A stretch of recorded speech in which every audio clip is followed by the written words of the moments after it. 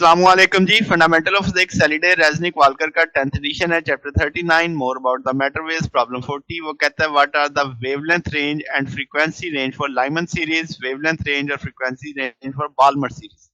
अब हम जानते हैं कि लीस्ट एनर्जेटिक फोटॉन तभी आएगा कि अगर जो हमारा होम बेस लेवल है और उससे वेरी नेक्स्ट जो लेवल है उसमें से जो फोटॉन की ट्रांजिशन होगी वो लीस्ट एनर्जेटिक होगी, और हाईएस्ट एनर्जेटिक तभी होगी अगर आपकी जंप जो आपके होम बेस पे इंफिनिटी से लगती है।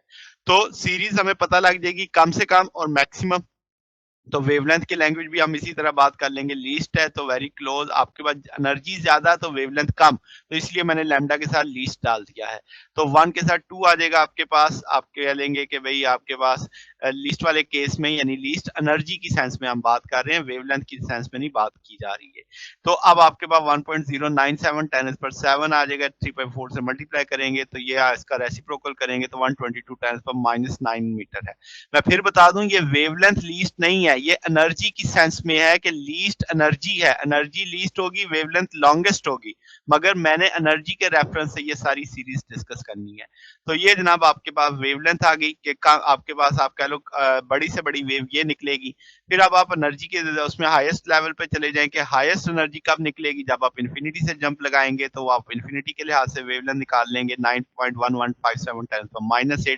तो ये शॉर्टेस्ट वेवलेंथ होगी जो वहां से आएगी। दोनों का फर्क ले लेंगे तो वो आपके पास डेल्टा लैम्डा आ जाएगा। आपने हाई बड़ी वेव में से छोटी वेव निकाल देनी है तो 3.08 10⁻⁹ मीटर आ जाएगा, जिसे हम 31 नैनोमीटर लिख सकते हैं।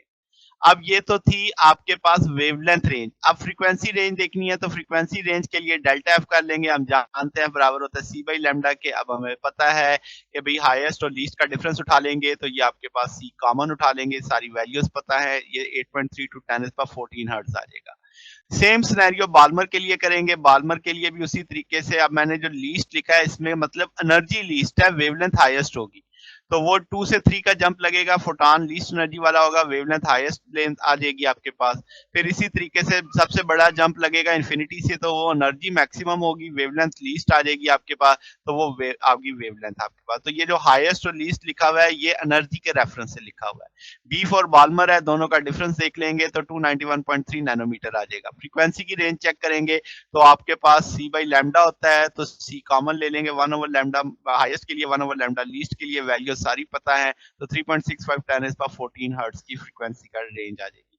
तो ये हमारे पास सोल्यूशन है। अगर आपको इसमें कोई बात पूछनी हो, डाउट हो, नीचे कमेंट्स में पूछ सकते हैं। वीडियो अच्छी लगी हो तो वीडियो को लाइक कीजिएगा, दोस्तों के साथ शेयर कीजिएगा, चैनल को सब्सक्राइब कर दीजिएगा।